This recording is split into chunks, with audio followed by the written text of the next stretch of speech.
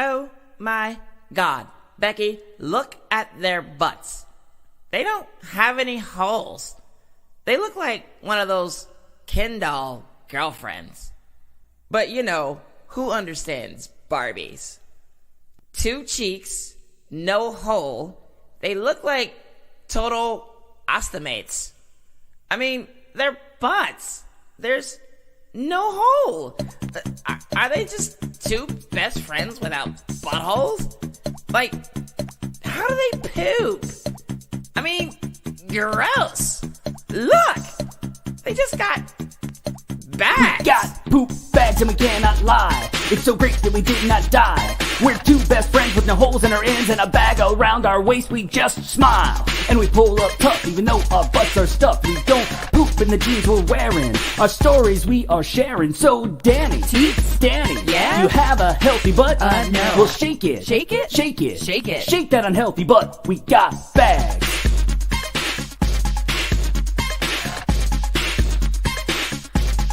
We got bags. Yeah, baby. When it comes to intestines, we ain't got much. Danny G's at 15 feet, and I count mine in inches. Wait, what? Bags.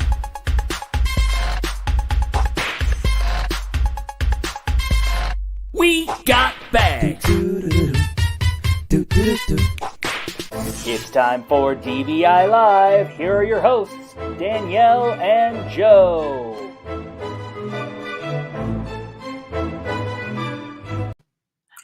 Hi! I'm Danielle. And I'm Joe. And we're double bagging it. 2 best friends. With 0 buttholes. She has ulcerative colitis. He has Crohn's. And we both have permanent ileostomies. We're both pooping at Joe's kitchen table. Yeah, and we both have, what are these? We both have crazy hair. Yeah, this has become infusion day hair. Yeah, messy bun. And if you know what, if a 15-year-old can rock a messy bun, so can a 44-year-old. So can a 3 times 15-year-old. Oh my God, that's true. Yeah. Wow, that's fun. Yeah. So welcome, everyone. Welcome. We have a very exciting day today. Yeah, thank you for joining us for episode 1.4. World Cancer Day. We are marking World Cancer Day. It's not today. It is tomorrow. Yeah, World Cancer Day is International Day to spread awareness and encourage prevention, detection, and treatment. Absolutely. Yeah. And we're very excited because 2 of our favorite pals, cancer survivors, fellow ostomates, are here with us. Yeah, they are. Liz and Carly are here to join us. And, you know, Danielle and I often talk about the silver linings of having Crohn's disease, ulcerative colitis, having ostomies, and, you know, double bagging it is a big silver lining for us. Yeah. Meeting each other. I wouldn't have met Joe if I didn't lose my butthole. Yeah. And likewise, we wouldn't have met Liz or Carly. That's correct. So we're excited. We're excited. And we know you'll be excited when you meet them here shortly. Absolutely. And one thing before we bring them in, just to let you guys know, we can just see numbers. So if you want us to know you're there, obviously, if you have a question, type them below in the comments, or if you have a comment, question, whatever, type it there. If you just want to say hi to let us know you're there, please say hi, because otherwise we won't know you're there. Hi. Hi. I'm here. Hi, I'm very much here. Also, a little bit of housekeeping. We've got a little disclaimer scrolling across the bottom there. Yeah, Just want to remind you, we're going to be talking about, different things medically that we've dealt with, that Liz and Carly have dealt with. But just to remind you, we are patients sharing our stories. Mm-hmm. None of us have medical degrees. I might think that I do, but I don't. So we're just patient sharing stories. This is not medical advice. If you have any medical questions, you should always take those to your medical team. Or team. That's right. I mean, we're a team. Let's high five. Woohoo! All right, look at all these people. Hi, Megan. Yeah. Hi, Ariane. Hello, hi, Deb. Hi, Maggie. everyone. Hi, Lenore. Hi, Laura. Hi, Abby. Hi, Deb. Yeah. I'm impressed with my quick reading ability. I'm not impressed with my forehead in this view. Sorry. I'm not used to wearing my hair this way, so it looks. I just want to. I need exfoliation. In the comments, if you guys want to let them. And then the porters are here as well. Who else do we need to scroll? We might need to scroll. But I said that Joe, so my favorites, one of my favorite movies, probably my second favorite movie, is Beetlejuice. I'm going to spit this gum out soon because I'm annoying myself by chewing it while I'm talking. Thank you, Joseph. He provided me a little index card. But I think that Joe looks like, from Beetlejuice, the shrunken head man at the end in Juno's office. with his little like thing. Yeah. Also, can we just tell about what happened today? I wonder if I have a photo of it. What did happen today? So I'm in infusion first. Joe shows up late, because Joe does. And he went to the restroom first. I turned around because our little pods face each other so we can chat. Our nurses are so nice. They allow us to be next to each other whenever they can. But he came out and his hair was like this. That's a really good representative. And I thought, hold on, no interrupting yet. Yeah. I thought that he'd gone to the bathroom, wet the hair, and because his hair's super long from pandemic, wet the hair and came out to entertain me, but he did not. He actually coiffed his hair in that fashion on purpose. I'm going to look through my phone to see if I have a picture. I think coiffed is too technical of a term. All I did was, when I got out of the shower today, I put my product in my hair that I usually do to make my hair lay over, and I just ran my hands through my hair, just kind of like Christian Slater circa 1990 is what I look like. No, he did not. He looked like he was in a horrific car accident. That's what I said. I said, I feel like I should be picking out glass and debris from your skull. I used to be an EMT. So this is the photo. Hopefully you'll be able to see it, but this is after he messed it up. So imagine if there was more product in it and it looked more like a pineapple. Yeah. See, it's great. Isn't that a great look? This was a better look. His nurses were even like, what happened? Like, what's wrong with you? Everyone was giving me the old... A little bit of shit. They were giving him some shit. Yeah. So somebody was nice enough to give a little rubber band and we fixed it. And now he looks like the guy from Beetlejuice. Yeah. Okay. But enough about me. Let's talk about Danielle. Let's, shall we? We can talk about my messy bun again?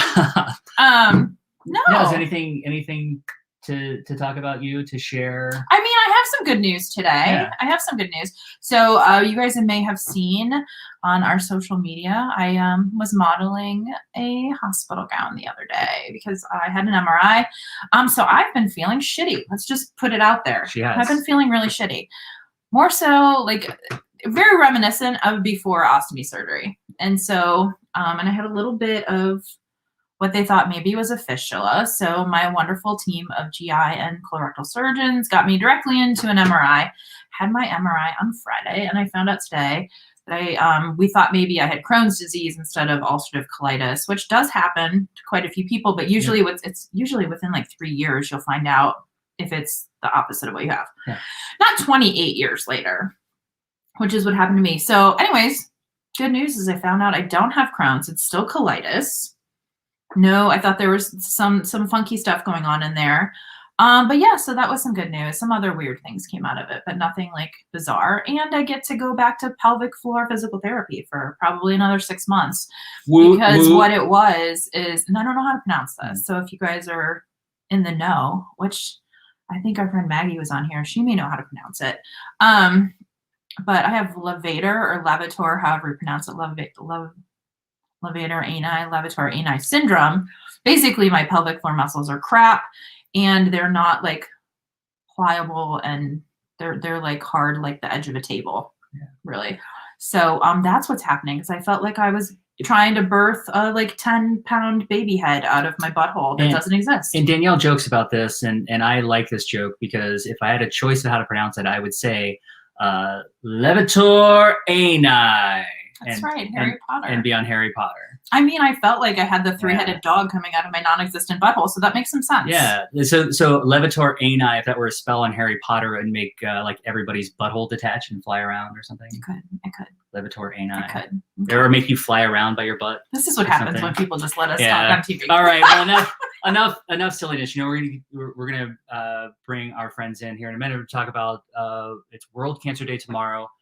We're here to spread awareness. We're going to do that by bringing in two of our good ostomy friends to share their stories and chat with us. Yes. So let's welcome Liz and Carly. Put your hands together. Welcome. Hello, Liz. Yay! Hello, Carly. Yay! Thank you guys so much for taking time out of your Wednesday evening to spend time with us, to spread some awareness and share your story. We're super excited that you're here. Look at you guys both super fashionable and fun. Always. Always. Well, let's just start and say hi, Liz. And now, don't mind me. I'm going to do some production things here and try to like change some focus and stuff around. Nope, that's not it. You just want all the focus on you. Let's do that. Hi, Liz. Hello. Let's just do a quick introduction of who you are, and we'll do a quick introduction. We'll do a quick introduction of Carly, and then we'll come back and start talking stories. Sure. I'm Liz, and I am a bladder cancer survivor. I was diagnosed in 2016 after fighting for at least 2 years to get a diagnosis. And I was 40 years old at diagnosis. So stereotypically, bladder cancer happens to old, chain-smoking white men, not to young, active, non-smoking women. So it was definitely an uphill battle to get the diagnosis in the first place. Yeah. I can imagine. I can only imagine. Yeah, that's got to be like quite the shock when that happens, because we see that you're not an old white chain smoking man. Right. which is why I had to fight for it. It was really challenging, and I kept telling doctors that something was wrong with me, and they're just like, "Oh, you just have a UTI or a bladder infection. Here's some medication, go away." And I'm like, no, like, there's something wrong with me. I don't want medication. Yeah. And it just was kind of in a circle for 2 years, basically. Wow, we're glad you got your answers and you're here with us. Yeah, and we'll find out more. We'll share more of your story here in a moment. Let's bring Carly on. Hello, Carly. Hello. I love the jazz hands we all threw up there at the beginning. You and Liz just jumped right in with that. That was great. Hi. Hi. Go ahead and introduce yourself to everyone and tell us who you are. So my name's Carly. I am a 2-time vulvar cancer survivor. Similar to Liz, I knew something was wrong. I was diagnosed at stage 3 when I was just about to turn 39, just a couple months before. And I did chemo, radiation, had no sphincter after radiation. So I definitely relate to gut disease because I had basically no control of my bowels. And then not even, I guess it was about 2.5 years later, my cancer returned and I had pelvic exenteration surgery, which brought me to ostomy life with my colostomy. Thank you. And Carly's coming to us from Canada. That's right. Oh, yeah. I'm in Vancouver, Canada. Oh, Canada. Oh, Canada. Yes. I'm on social media as the name Ostomate and the city. You can see it right here. Oh, and there it is. I was looking in the camera. Oh, yeah. All good. All good.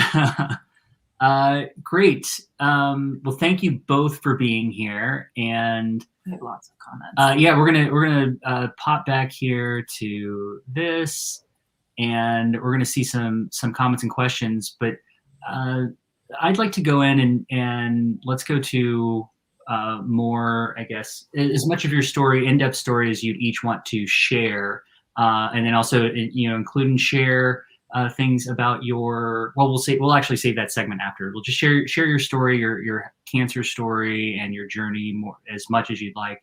And let's take a look at the comments here. Yeah, we can get to some questions later about general ostomy life. Eric, if you want to hold on for that, we're going to share stories first. And I don't think any of us here on this panel tonight have any breast cancer experience. So Beth was asking here. So I think the answer is no on that, but that does not mean that people in our audience don't. So if you want to stick around, if you have any questions, feel free. Yeah, and I'm just going to pop this up real quick because it is true. It is very true. You're looking fab, Liz. You're looking fab. Always. She's like the queen of the accessories. Queen of the accessories, I'll tell you. Wait, can you bring in the earrings closer to the camera there? Yeah, we've got some bladder cancer ribbon earrings. Yeah. And I think you have a little, I saw a stoma. There's a stoma. Yeah, I have a few. Amazing. I've got my bladder cancer. I've got an ostomy ribbon. I've got lavender for all cancers. And I've got 3 different ostomy related pins on it. I feel like I need to accessorize more. I am your greatest accessory. That is the greatest accessory anyone has ever witnessed. Great. But yeah. Well, let's dive back in to go as in depth in your story as you'd like, and I will say whoever wants to start that off. Whoever, Carly, Liz. Carly, I went first last time. Why don't you go first this time? Beautiful. Okay, sure. So you want me to go a little more in depth about like what I as in depth as you would like. I mean, you can keep it surface, whatever you'd like to share about your journey. Okay, sure. Yeah. So basically, I was a lucky person. It's a weird thing to say with cancer, but I had pain because a lot of people who have cancer, unfortunately, don't have pain, which therefore takes you to the doctor, even if you're not, diagnosed properly right away. So when I would sit, for example, it felt like I was sitting on a golf ball, and what started like a pea and then it became a golf ball. And I found out that was in fact a tumor. So I was misdiagnosed. So I'd go into the ER all the time. I have pain and they're like, oh, who are you sleeping with? All that kind of stuff. I'm like, I'm telling you, I'm fine with all that. Right.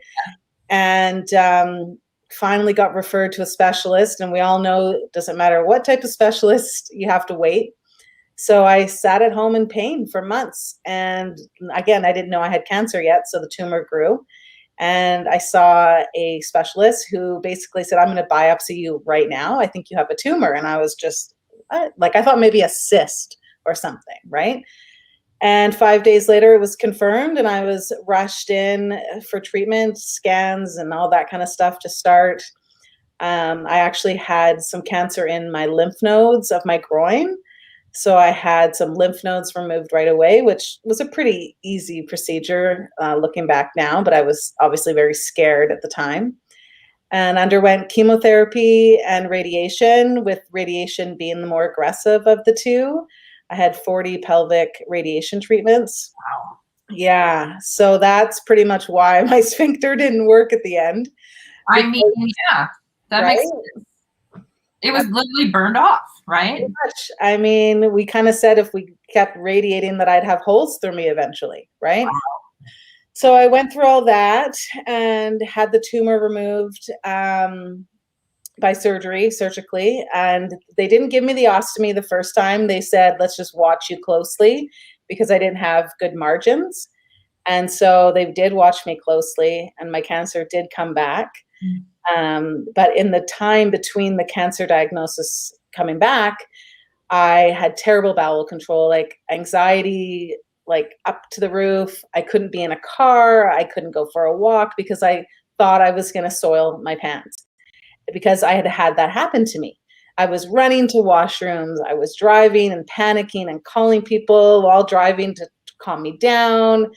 I mean, I missed my friend's dad's funeral because I was pacing out front of the car. I could not get in the car to drive 45 minutes.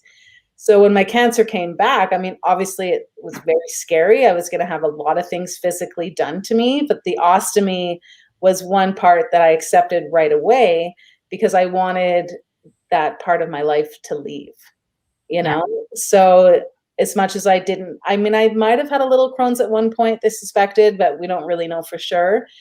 But I really relate with people with, IBS, IBD, Crohn's, anything like that, anything that's affecting your bowel control, because I lived it, and it was awful. It was absolutely awful. Yeah. So then my cancer came back, and they cut me bra line to bikini line, opened me up, and I had a hysterectomy. I obviously got a colostomy. I had skin from my stomach taken to cover where they cut my tumor out, which was in between the vulva and the sphincter, is the best way to kind of describe it. So they had to cover that up with skin. So I got like a skin graft, and it was like an 8.5 hour surgery. It's called pelvic exenteration. I did not get the urostomy, but it was always a possibility. And a lot of people who've had the surgery do have both types of ostomies. And I had like 60 plus staples when I woke up. I was swollen. And I'll post a little more about it tomorrow, being, World Cancer Day.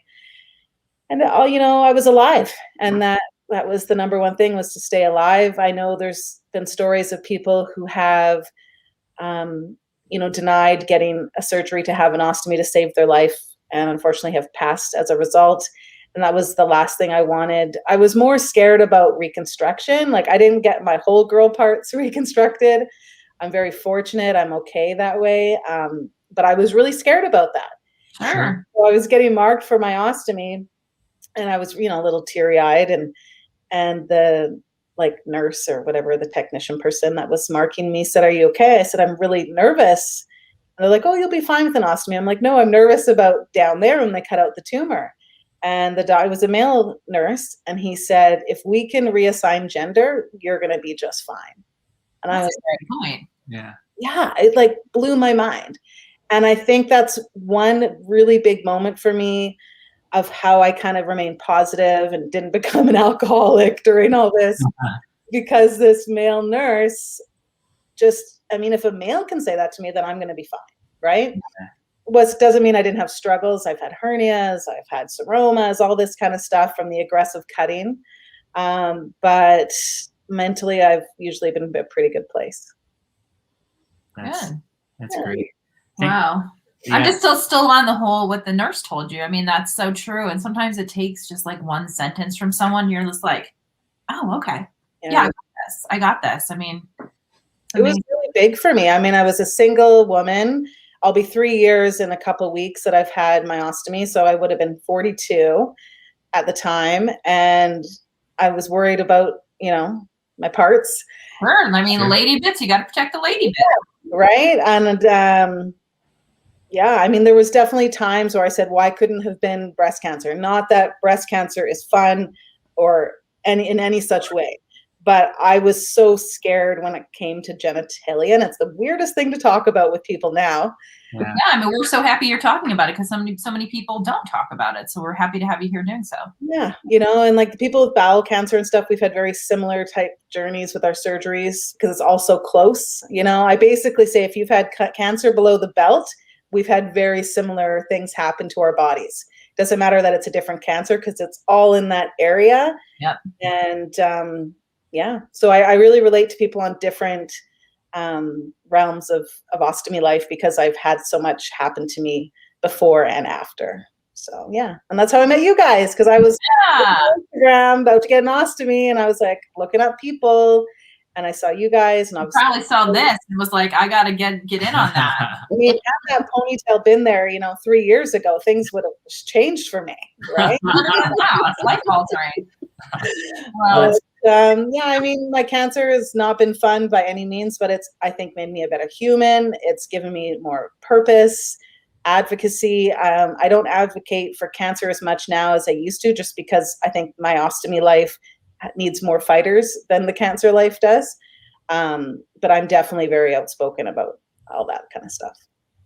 That's great, Carly. We appreciate your stories. And like I said, I know we have a lot of people that will message us and, ask why we have it if they aren't familiar with us. Would we be able to send anyone your way? We usually do in a general way, but, Absolutely. Yeah, no, I'm so open. I have a blog. I've always written about it. And I didn't start Instagramming Ostomy in the City till later.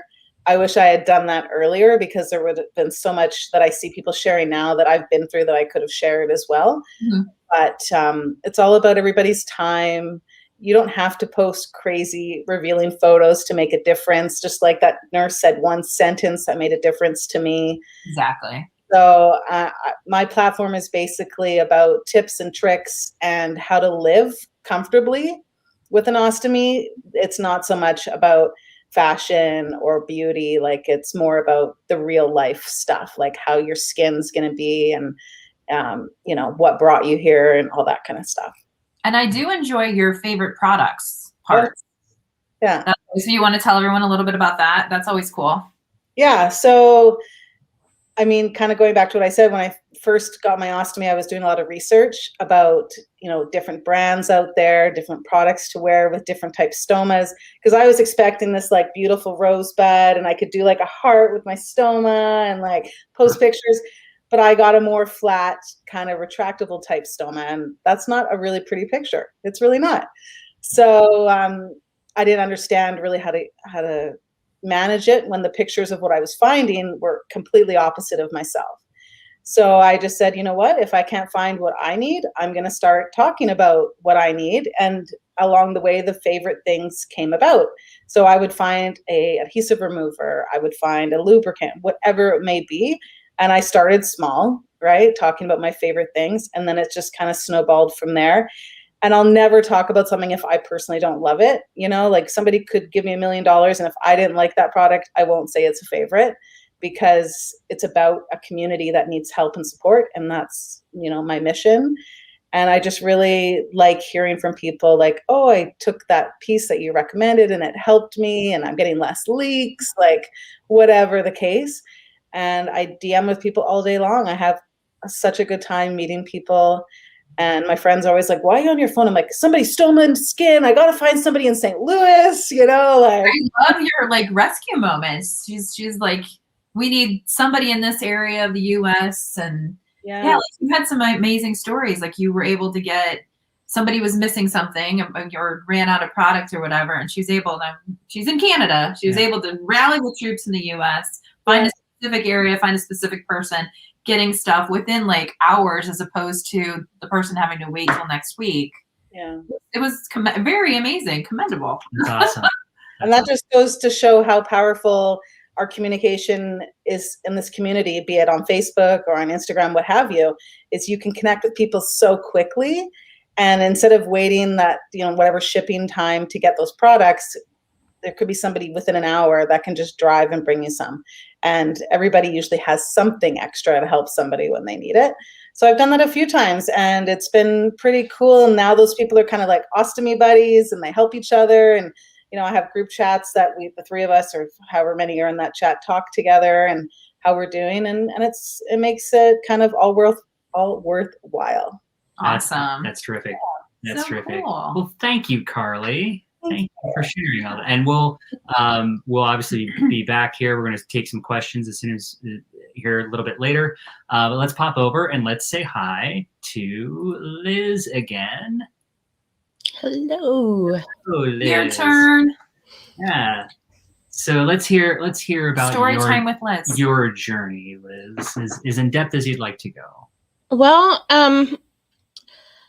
probably thinking back on everything, I was probably having some symptoms that I didn't realize were symptoms before I hit that pain portion of things. I started having like nocturnal accidents and urinating myself while I was asleep, and I was having what felt like bladder spasms. So it was like somebody was using my bladder like a stress ball. Wow. And eventually things got more painful, and I started urinating blood clots. Oh, wow.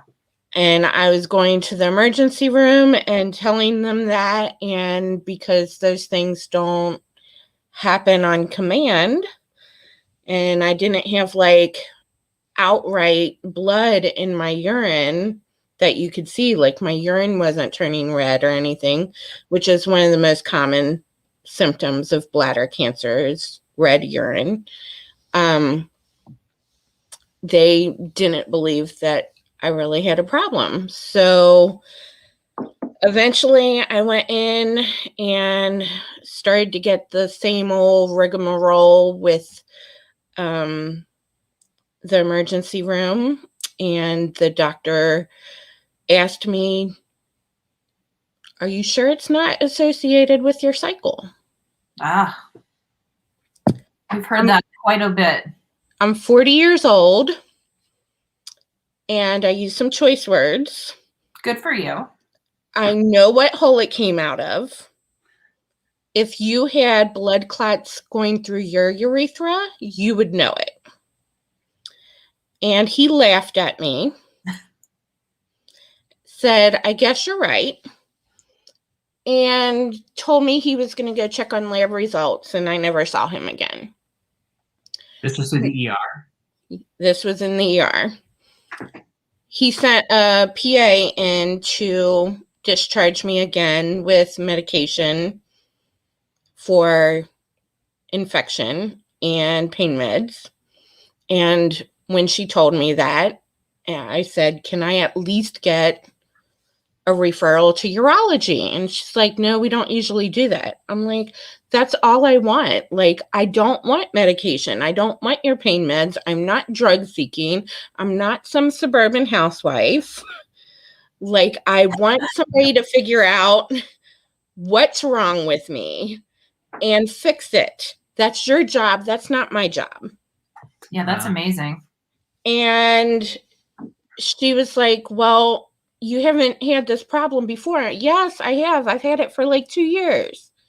And I've been here before. And she was like, wait a minute, you've been here before? And I'm like, yes. So she went and looked at my chart and did some digging and came back with referrals to 3 urology offices. So I called the first one. They happened to have a cancellation for the next day. But I'll take it. And I went in and she did an exam and talked to me and went over the stuff that had been done in the emergency room and basically said, I don't know who the heck told you you have a UTI or a bladder infection, but they're crazy. Nothing is pointing to that at all. I can't tell what's going on from what's been done, but I promise you we'll get to the bottom of it. She ordered more imaging. I think I had CT and MRIs done. She did a pelvic exam and scheduled me for a cystoscopy, which for people who may not know, a cystoscopy is very similar to a colonoscopy, but it's the other hole. Not as fun. Much smaller hole, less fun. I was cringing just thinking about it. I'm thinking like you get knocked out with the big like pencil-sized one. This one has to be super tiny and yeah. I fortunately was asleep for it, but I had a lot of pain and pressure after the procedure too. Imagine. I'm sorry. I'm going to ask a side question here. Yeah, I've never had one of those. I assume because just like a colonoscopy, they blow air in. Do they blow air inside? I'm sorry. This is a weird No, but I think smelling air afterwards from your urethra. I don't even know. Sorry. I know I had a lot more pain and a lot more pressure, and when I came out of the anesthesia, I just kept saying, I have to go to the bathroom. I have to go to the bathroom. And they're like, honey, you still have the catheter in. Just go. And I'm like, no, I have to go to the bathroom. Yeah. And the doctor came in. She was like, just take it out and let her go to the bathroom then. So I went, and then I felt the pressure and I really felt like I needed to go, but nothing came out. Mm. And when it finally did, it was not a whole lot and it was extremely painful. Mm. So it was interesting. So they did the scope on a Tuesday, and my doctor had told me before the procedure that she was going out of town on vacation, but she had been discussing my case with colleagues. So one of her colleagues was going to call me and let me know the results. So Friday, I get a call bright and early from the doctor, not even like a nurse or an admin, from the doctor, that he wanted me to come into the office that day and I should bring somebody. Mm. Immediately, I'm freaking out because they don't tell you to bring somebody and they don't tell you to come into the office unless it's serious. So I called my best friend's mom, and she came and got me, and we went over to the office and got back there, and he said the words, "You have bladder cancer," and I just felt like everything around me was going in slow motion, and everyone around me sounded like the grown-ups in the Peanuts cartoons. Wah, wah, wah, wah, wah. I don't remember too much else. I vaguely remember that they had a nurse working in the office who had had bladder cancer and had a urostomy, and they brought her in to talk to me, and I couldn't even form words. My friend's mom asked more questions than I did at that particular point. Everything kind of started rolling from there, and I was scheduled to get a temporary nephrostomy while I waited on my urostomy procedure because my surgeon's schedule was so full. And I actually ended up, he had a cancellation, so my procedure date was moved up 2 or 3 weeks.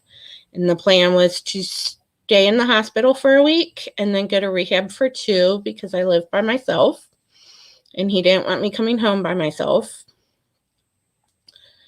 I had lots of complications. I got a bacterial infection from the central line that they gave me. And I had a couple abscesses and fluid collection in my abdomen that I needed drains for. So instead of that 3-week period that I was supposed to be gone from home, I was gone from home for 2 months combined. Wow. When I finally got home, I got to enjoy my birthday and Thanksgiving. And the week after Thanksgiving, I saw the oncologist in the office for the first time, got my port and shaved my head and started chemo. And I went through about 3 months of dense dose MVAC, which is one of the strongest cocktails they're allowed to give. And that pretty much rocked me all the way to the ground. I was in a wheelchair when I went to the chemo suite to get my infusions. I could barely do anything besides go to treatment and sleep. Took me quite a while to get back on my feet after all that. I was supposed to have 6 rounds, and my body was screaming uncle, so they canceled the last round.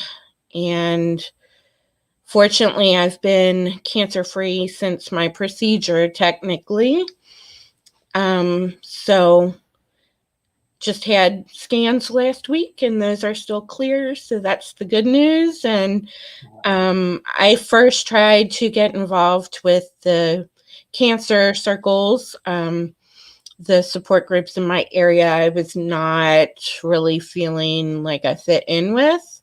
So I started going to my local ostomy group, and that's where I found my people, my tribe, as Danielle says. And I started really telling my story. I also started a blog, and I was very open about everything from the very beginning. When I got my diagnosis, I took a couple days to call and contact specific people that I did not want to have them find out that I was sick through social media. And then I started posting everything. I did a social media campaign for the day that I had my procedure. And lots of friends and family wore the bladder cancer colors and made social media posts and tagged me in them that day. And I've just been very open about sharing everything from the beginning. Well, awesome. Well, we certainly appreciate that. And I know you guys are the minority in the ostomies, but we're always trying to bring more education there. And so whenever we have questions from anyone regarding your ostomies, if we can't answer them, which mostly we can't, we send them your way. So yeah. The funny thing is that if you go strictly by the numbers, we're really not minorities. Talking about it, I guess. Talking about it, being vocal and going to support groups, we are minorities. But if you look strictly at the numbers, it's pretty equal. It's 33%, 33%, 33%. I know that. You've taught me something. I always thought that was a a much smaller number. So, and then I have a question too. I haven't looked at other people's questions, but I'm going to be greedy, and I'm going to ask my question before we see other people's. Ask your question. So I know there's for urostomies. Aren't there 2 different ways that they can be done? Like, do you have the part where they use part of your small intestine to make the stoma, or do you have the other kind? Well, the actual urostomies are actually called an ileal conduit, and they take a piece of intestines to reroute the plumbing and make the stoma. What they don't really prepare you for is that just taking, I think the average is 15 centimeters that they use to reroute the plumbing. They don't tell you that 15 centimeters is just enough to totally muck up your digestive tract. Oh, wow. So different foods hit me, even now, 4.5 years after my surgery. Different foods will hit me differently than they did pre-cancer. Sure. That's interesting, yeah. And I went through some of the issues with bowel control and stuff like that because my abdominal muscles and my pelvic floor muscles kind of went through some changes, obviously. The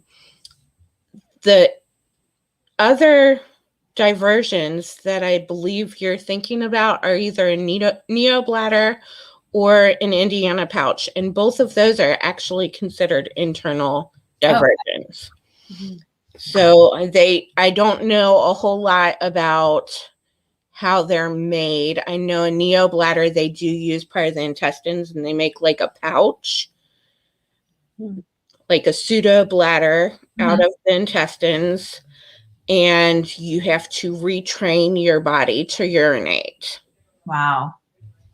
And then there is also the Indiana pouch, which is considered an internal diversion, but they catheterize themselves through like a stoma-like incision, usually above the belly button. That's probably what I'm thinking of then, because it's always like a tiny hole, and I've just seen pictures of it, and I was like, well, that's not like your regular stoma. So I knew there was 2 different kind of outlets. That is probably the least common procedure, and I know the least about Indiana pouches than I do the other 2 diversions. Yeah, there's somebody in my support group who has an Indiana pouch. I should find out more about it because it's a really interesting one, right? Like how they do it. Yeah, it's really interesting. I just there's a few people in some of the Facebook groups that I'm in that have them, but they don't really talk too much about the procedure or how they deal with their day-to-day stuff. So I don't know as much about them. And none of the active members in my local group have one. Yeah. I love the name Indiana pouch. I know, like Indiana Jones. That's what I was thinking of. It was actually invented at Indiana University. Oh, yeah. I just like the idea, like don't go on Urban Dictionary and Google and look and search for Indiana pouch. It's probably not going to be what you think. Yeah. It's going to be something horrendous. It's never good to start on Urban Dictionary. No, never. You never well, sometimes it is when you've partaken of some substances. Oh my and gosh, just hanging out. This is a family show. Shh. He meant Tylenol and tacos. Okay. Tylenol and tacos. Okay, we have a lot, so let's scoot on out here. So first, as we're going to look at questions and stuff, thank you both for being here again, for sharing your stories. Yeah. As leaders in our community, we know that it's not easy for everyone to be as vulnerable as you are, and we really appreciate it. And you're making the community stronger, and you're helping so many people just by sharing, and that's amazing. Thank you. Thank you very much. Thank you. All right, let's see what we got here. Wait, I like that. I saw that from the corner of my eyes. Okay, we have a lot of things today. Yeah. So you guys are very popular. Let us page through. Yeah, we're gonna scroll through. We've got lots of highs here from earlier in the show. I'm just gonna run through them just because you're all amazing people. Hello from Dallas. Hello, beautiful, beautiful, beautiful. Let's get down to some questions. Megan is here. The Porters are here. Of course. I love a woot woot. I love a good old woot woot. All right, so let's see. Questions. Are there questions for our guests? No, that's a general. We'll get back to that one. We have Lenore says that, Liz, that your story is very similar to hers. Abby says that she can relate on fighting to find a diagnosis. It's far, far too common. We have so much work to do in the medical community to get them on the same page of recognizing that the faces of cancer have long ago changed, and they are still judging patients on the old stereotypes. Yeah. The cancer does not have one particular image. It really doesn't. Yeah, I mean, and I think, like we always say when people contact us, like, you can't compare your journeys, and it's just like for IBD we're talking about, and just ostomies in general. But I can only imagine when you have your diagnosis that leads you to an ostomy is cancer. It's like snowflakes, right? Every single one is completely different. You can't go by hearing somebody else's story and thinking that yours may go that way. Let's see. Joe is still digging deep. Yeah, I'm scrolling through just to see if there are specific questions. While you're scrolling, you did share a comment from Tasha LeRae. I just want to give her a shout out. She is the creator of my earrings. Very nice. Fabulous. She's also a singer and a fashion designer and just an all-round fabulous person. And she's got a book out that she just released this past year. So she's awesome, and she's been a great big cheerleader for everything that I've been through. We love a good cheerleader. Hold on, you're going too many. I keep saying some, and you're not. Do you want to drive? I do want to drive. Let me drive this mouse here, kids. You drive. Carly, we may need to put our seatbelt on. Right? I mean, that is true. We have to say, Liz actually is the president of the Greater Cincinnati Ostomy Association. And down at the end of our state, she's about 100 miles south of us. Or the top of our state, depending on the relative position of your observation of the globe. Yeah. So we have, Abby said that she has a lot of urostomates at her local support group. Trying to find an ostomy support group. Christy said that if you actually go on to the UOAA's website, you can click on the ASGs, which is the affiliate support groups, and you can go look through your state and then page through and find and the closest one to where you live. Yeah, it's ostomy.org, and you want to look for the words support group finder. Listen, she's just chock full of knowledge. I like it. I babble it, and she clears her right up. Yeah, and obviously in this time of I was going to say virtuosity. With everything virtual, the meetings are a lot of support meetings have gone virtual. Some still haven't, but I know we have here in Columbus. I know you have, Liz, in Cincinnati, all over the place. So support groups, if you can't find one in your local area, you can tap into a virtual one for sure. Oh, my group is actually going to continue offering virtual options once we're able to go back in person as well. Yeah. Carly, do you have a local support group that you go to there? Yeah. Before I knew much about it, I just got on Google and just said support groups and then typed in my city. Not, everybody can do that, and it'll lead you to the UOA or, the Canada United, Ostomy Canada. Sorry, had a little blurb. So that's what I did. And I found 3 within an hour of me. And so I kind of go to all 3. And we're doing virtually during COVID, and we're doing one a month, which is probably more than we would do before COVID. So we're actually getting pretty good response online with our local chapter Zoom meetings. So that's been going really well for us. And then starting in a few weeks, I'm going to be doing Zooms, and people can join in from all over the world as well. Great. Awesome. We have a question for Liz. How often are your follow-up scans? That's kind of bounced back and forth. I was diagnosed at stage 3B, which was originally erroneously told to me as stage 4.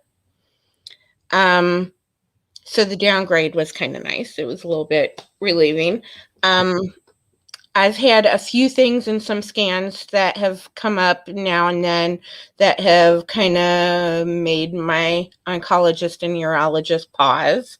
So I seem to be bouncing back and forth right now between 3 and 6 months, depending on how the scans look. Every time I think I'm going to get bumped to that see in a year phase, something shows up on the scan and I have to come back sooner. So I haven't graduated to once a year yet, but.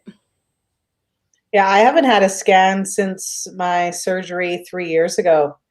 And I ask all the time, like, as a cancer survivor, you know, a lot of us know this, is without scans, you get a little more anxious about if it's going to come back and you just don't know it's back. And I keep saying, like, do I need another scan, like a PET scan or like just a CT of my abdomen? I don't know. And they said your surgery was so aggressive that you basically don't need scans. So it's definitely a weird thing when you start to get less and less scans, like you're used to them on the regular. Yeah. Kind of like they scare you, but they put you at ease too. Mm-hmm. Just like any doctor's appointment, really. But yeah, I haven't had a scan since before. Like I see my cancer doctor, my oncologist at the end of February. Maybe I'll be like, hey, my people need to see a scanning feature. Can I please get a scan? Because I would like one for my peace of mind too. Right? Sure. Peace of mind. It's kind of a split kind of feeling too, because my oncologist I adore. He is this adorable little man, and I would carry him around in my pocket if I could. I love him. Do I want to see him every 3 to 6 months?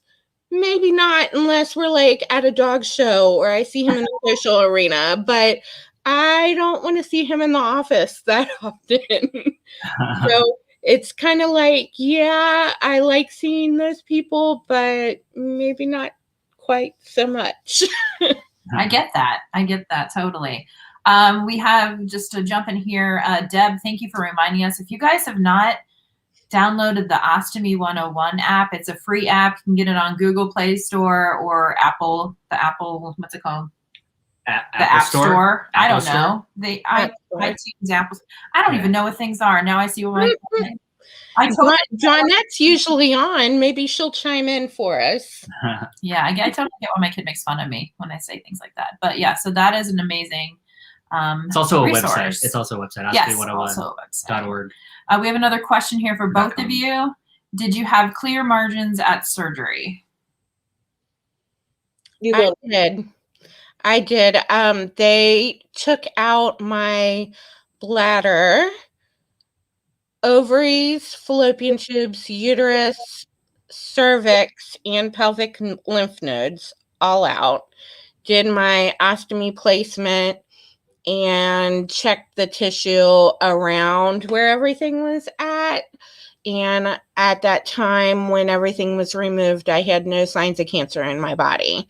The chemo afterwards is a precautionary standard measure that they do to decrease the likelihood of recurrence. And I forget the exact statistic percentage, but it's a huge difference between no chemo and chemo.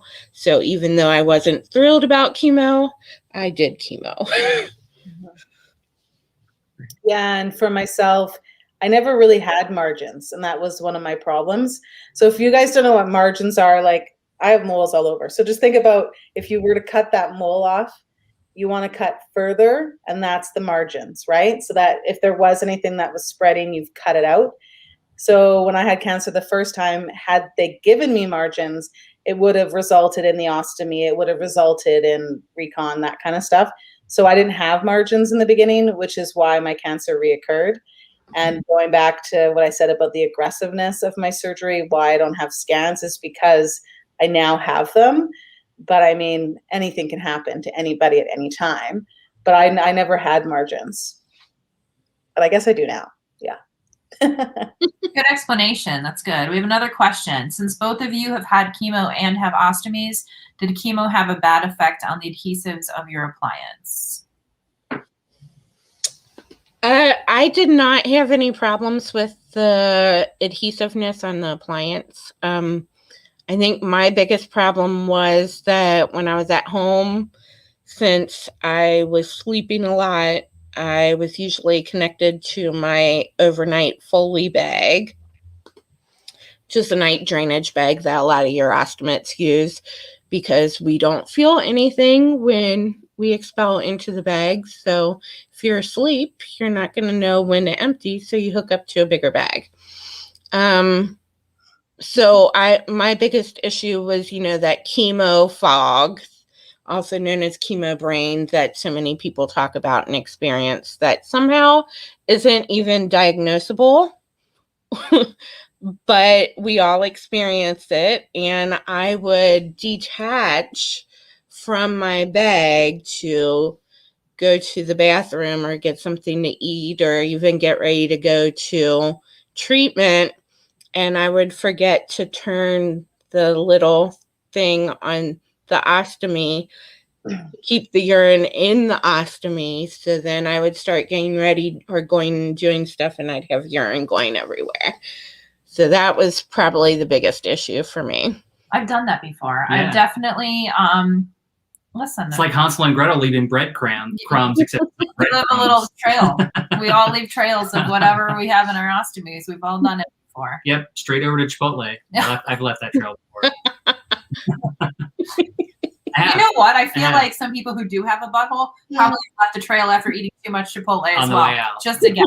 I don't have Chipotle, and at least in Vancouver. I don't know if they're maybe Eastern US, but I don't have that out here this way. At least I don't think so. I'll Google it. I don't think so. There are better things. I would give up Chipotle to go to Vancouver. Yeah. And what about you? Did you have any problems with your adhesive? Well, I didn't have my ostomy when I went through chemo. So the answer is no, I guess. But I've had my ostomy through hernias, through seromas, through, surgeries, all that. And I've never had an issue.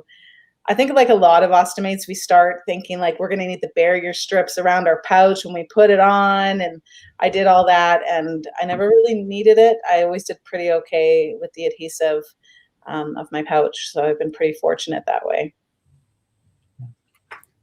All right, let's do 2 more questions. We like to try to keep this to an hour, so we have one more here. Is there anything you did previously to your ostomy that you can't do now? I can speak. I can do more now with my ostomy, personally. I can do a bunch more now because mine's from ulcerative colitis, and that was pretty severe. So not having to go to the bathroom 25 times a day has basically given me my life back. Yeah, the only thing I can think of is I can't poop out my butthole because I don't have a butthole. Because it's fun. I can't think of anything else that I can't do. That's fair. I will say one other thing, and I think it was just a matter of what are you pointing at? No, I'm not. I'm sorry. That's just he's just hand. sitting like that. It's. But no, I was gonna go zip lining one time, but because of the placement of my ostomy, and I probably could have gotten creative, but I didn't want to like poop over a forest.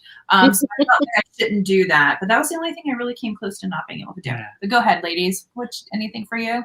Well, for me, it's not necessarily because of my ostomy. It's the damage that I experienced from the surgery. I cannot get up and down off the floor now. So if I get down, like I'm not getting back up without help. But for me, the payoff is so much bigger. Like I don't have to, as Danielle, I know you've done previous to your ostomy, like I don't have to find the nearest bathroom everywhere I go. I can drive from point A to point B and not have to worry about having to urgently stop somewhere.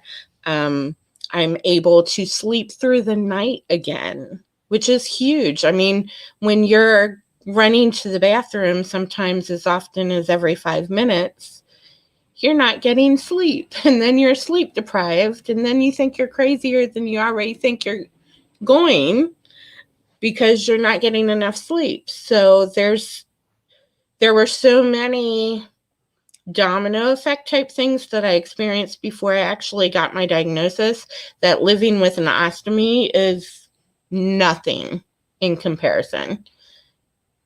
And it's so much better than the alternative, which for me at the point of my diagnosis probably would have been 6 feet under had I not gotten it. Absolutely. Ostomies are lifesavers. We always say that. Mhm. Carly, how about you? Yeah, just pretty much feeling the same that Liz is saying, like I wouldn't be here without it, number one. And the things that have held me back have been physical side effects of my surgeries. It hasn't been the ostomy itself. And it's taken away my anxiety, which I never dealt with previously. Like my anxiety was so bad, like I couldn't leave my house. Like it was terrible. And I'm a pretty social person. So it's given me my life back that way. The things that have held me back have been more about the way that I was cut open. So like I got 3 hernias. I still have 2. I ended up with the fluid that I just had drained last week, which was 1.6 liters. Like I look like a different person, like literally, if you look at me. Wow. So I've had more issues with that, which is why I still haven't got back into the workforce, which is why I don't ride a bike yet, because I also had the Barbie butt with a skin flap combined. So sitting isn't the most comfortable thing for me, but the ostomy itself, no issues at all. I just tell people like, don't wrestle with me or like, don't jump on me awkwardly. Like when I met some new friends, I was like, just so you know, I got this thing and you don't want to jump on me. But otherwise I'm fine. Awesome. Yeah. And then go ahead. No, I was just going to say, based on summarizing our responses there, is it's not so much what we can't do now, but it's what we can do. The fact that as better than the alternative, so we can do all of these things. Let's all because we have our ostomy. Let's all do a high five. Come on. Yay! Yeah. Love it. We have one more question, and then we're gonna call it quits. The last one on the bottom there. This one. Yep. And I think Carly just touched on that. She's had dealt with 3 hernias there. Mm-hmm. Yeah, I'll be having another hernia repair. I don't have a date, but soon. I ended up with one on the opposite side of my ostomy, and then 2 under my ostomy, which I still have. So everyone has a bit of a hernia when you get an ostomy, right? Like the way that they create our ostomies, you're always going to have a little bulge, a little hernia. It's part of what happens after that. And just the way my journey's been, I have to get all the side effects. So yeah, hernias have been really hard to deal with. And there's not one right or wrong thing one does. Like I asked, did I sit wrong? Usually you throw yourself up. Yeah. But instead you got to learn how to roll, like just things like that. I didn't have any of those exercises when I left the hospital. Wish I had known those things. Maybe it could have helped, but like 70% of people who get ostomies get hernias. Like it's a really high number.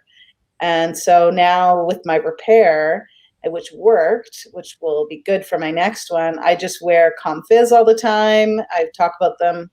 I love Comfizz instead of a belt, because belts just get in the way. Like I tried belts and binders from the hospital. So I just prefer to wear like ostomy Spanx, basically. That's a good way to look at it. Yeah. Spanx. I like that. I have we both have little hernias. But yeah, mine's tiny. Doesn't really give me. It's only given me trouble like one time, and I have a hernia belt for that from New Hope. And when I feel it kind of giving me issues, I just wear that. And usually I'm lucky enough to have that resolve. Yeah, there's great belts out there, like loads of options for sure.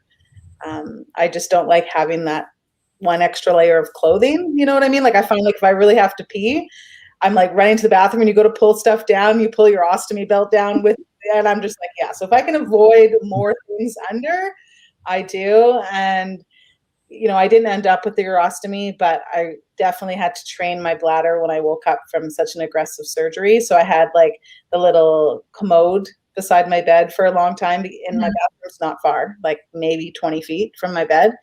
But when you have these big surgeries, your body needs to relearn things. Like we all remember that first time you're getting up after having the surgery, and bladder is another thing too, right? So Yeah.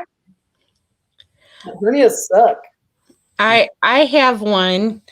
It has not given me a lot of problems or issues, and I typically don't even use a belt or anything for it. I sneezed while I was on chemo, and I felt a pop.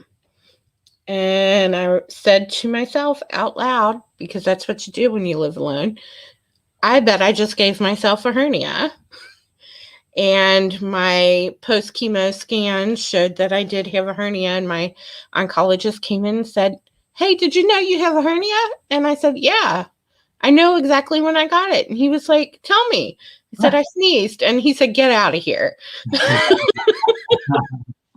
It's true though. Like we can do like one thing off. I felt that pop and I was like, "Ooh." And it hurt for a little while, and then it was fine, and I haven't had any issues really with it since. I have the problem, I have tried a few different belts, but being a plus size person, they don't really stay where they're supposed to stay, so then they don't really help, and it's just annoying. So I haven't really worn them that often. Yeah, I had to get I tried a couple before I landed on the one that I liked. Like having, some are 4 inches, 5 inches. You can, because of the couple that I tried, I'd move away and my little roll would turn it. I'm like, well, this isn't helpful. my belly roll. They're made for men. They're not made for women. Women have curves. I agree. Yeah, the curves. And then I think Connie said had a question for Carly. She's talking about, I think, the Spanx. The Comfizz, I'm assuming. Yeah, or just some sort of belt for her, yeah. But yeah, Connie can shoot me a message for sure. Yeah, and her. Yeah. And then we'll end this when we have what? No. Again, the hand movements. My hands are just my hands. They're here. He's not even Italian. Don't allow my hands to interrupt you. I'm the Italian one, and I'm sitting here composing myself. I'm going to sit on my hands. So we had one more thing here. Amy would like to know what your one piece of advice for a new ostomy would be. Or 2, whatever. That's a big question. It is. Thanks, Amy Lee. I would say this. And you guys think on that. I always tell people, again, as I was saying earlier with illnesses, is to not compare your journey to others. Mm-hmm. And we have all these wonderful online resources. Look, and I'm using my hands now. All these wonderful online resources, but sometimes you have a tendency to read too much. And you really need to only take half of the things that you read in, and maybe consult with your team and whatnot and compare and contrast with that. But don't read and take into everything online as, Bible, because there's a lot of bad information out there.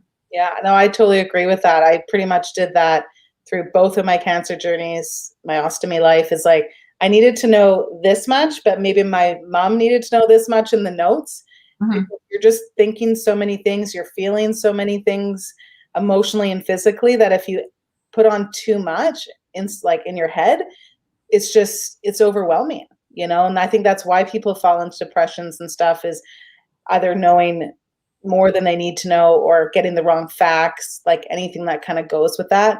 So knowing what's going on, doing your advocacy, but having that person with you, be it a husband or wife, anybody, brother, sister, mother, that can be your spokesperson when you can't necessarily be your own spokesperson.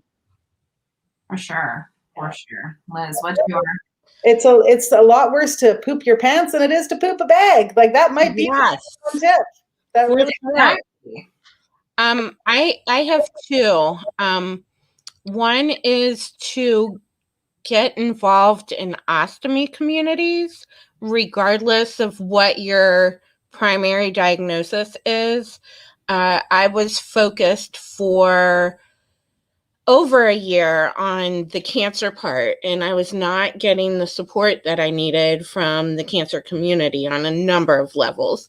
So for me, getting involved in the ostomy community is what helped me really make the transition and start working towards all the things that I wanted to do pre-cancer. Yeah. It's what started me kind of back on the right track with everything. The second is make friends with your wound care nurse or your stoma nurse or whatever they're called in your area. That person is your lifeline.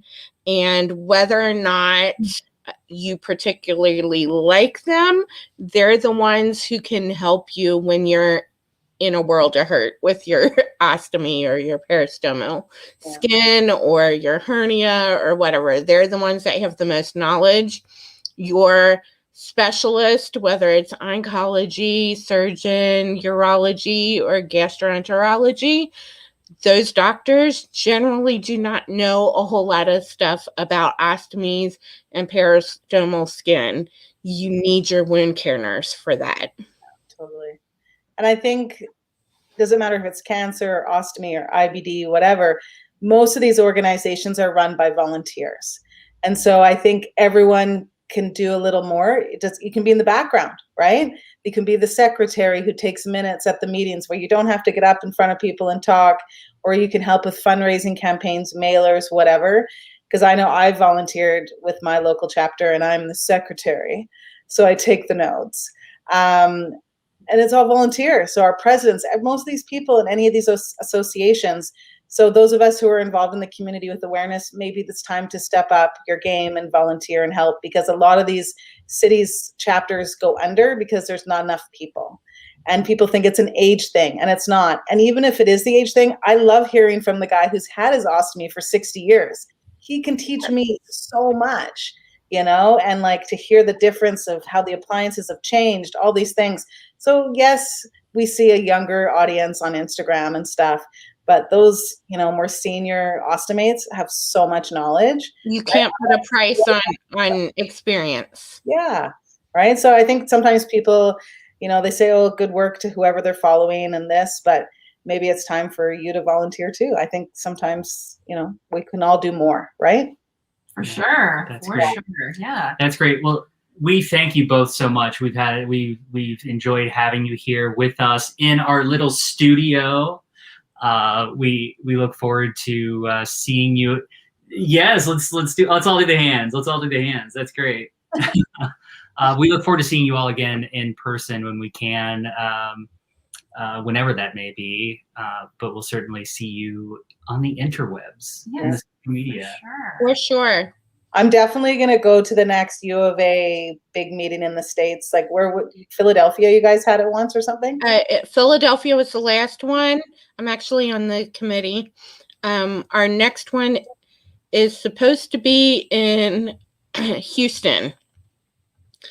It was supposed to be this year, but it's looking like 2022 right now. Yeah. Yeah, it's so much fun. And that's another thing. If you guys ever have the opportunity to go to either UOAA national or a regional, or if there's just one in your area, go. It is amazing. You meet so many people that you may not have anything else in common, but this is major to have in common, and you leave with 400 new friends. It's something I didn't know that I needed until I went. And it was such an emotionally enriching experience for me. Go, do it. And a lot of the times for the new people who join, there are scholarships. So there's lots of things that can help you get there. Yeah. And then we can all just meet on a beach in Mexico at an adult all-inclusive. Like, that's the better plan. Make it happen. You guys heard it here. I will make it happen. Absolutely. Awesome. Absolutely. I'm down with that. So. All right. Well, thank you so much. Yeah. Have a wonderful rest of your evening. Yours is just getting started, Carly. Yeah, it's only 5:45 here. Yeah. Oh, wow. Yeah. Have a wonderful night. We're gonna say goodbye. Everyone say goodbye. Carly and Liz, we love you. Bye, everybody. Shoot me up if you have any questions. Excellent. Well, that was fun and educational. I love them both so much. Both great humans. So humans. amazing. We're so fortunate to know great humans. And let's put their, I know they're gone, but let's put their info back up one more time in case you need that. You can find Liz on Instagram and I believe on Facebook as well, at your ostomy.liz. And Carly, on IG at ostomate_and_the_city. But yeah, and if you guys have questions for them, I'm sure that they would love for you to slide in those DMs and ask your questions. Yeah, follow them if you're not following them. You should right be. now. Shame on you. That's great. And beautiful. It was a great conversation. I've talked to Liz numerous times, and it's always touching to hear her story. I think that's probably the second time I've heard Carly's story, and both amazing stories. Such wonderful advocates to be in our community. Yeah, we're lucky. Yeah, we are. Yeah. So let's see if we have any more questions on the back end or comments here. Yeah, and thank you all for being here. Thank you for tuning guys. in. As always, thank you for tuning in. Thank you for following. Thank you for being you. I like that. Yeah, absolutely. And just one more time, because it's always sitting here with us. Yeah. Hooray, butts. Hooray. Not Harry, as we said before. Butts. But yeah, how do I get rid of that now? Click on it again. Oh, I'm learning. There we are. So, we'll remind you of World Cancer Day is tomorrow. So show your support, spread awareness, take what you've learned from here. If you're learning something new here, share it with others tomorrow.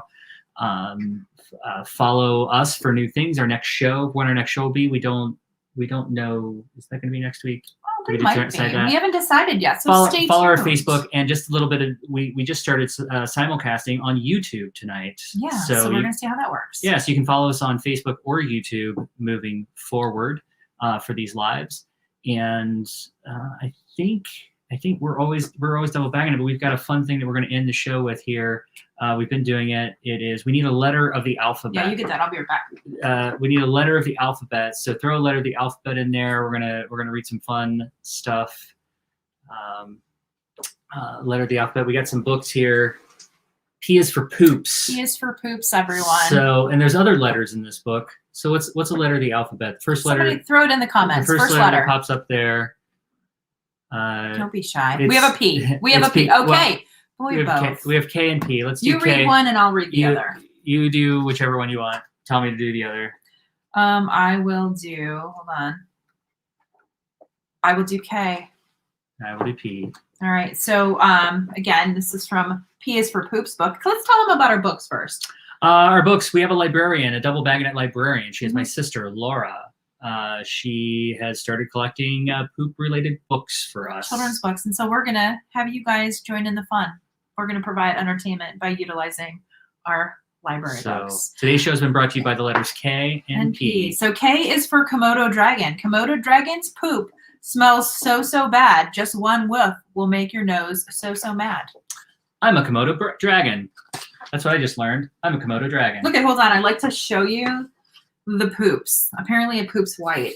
So you guys learned something today. That Komodo needs some drip drop. Yeah, no kidding. P is for panda. Pandas enjoy sitting in one spot, eating bamboo and farting a lot. See, don't you guys feel like you've learned so much today?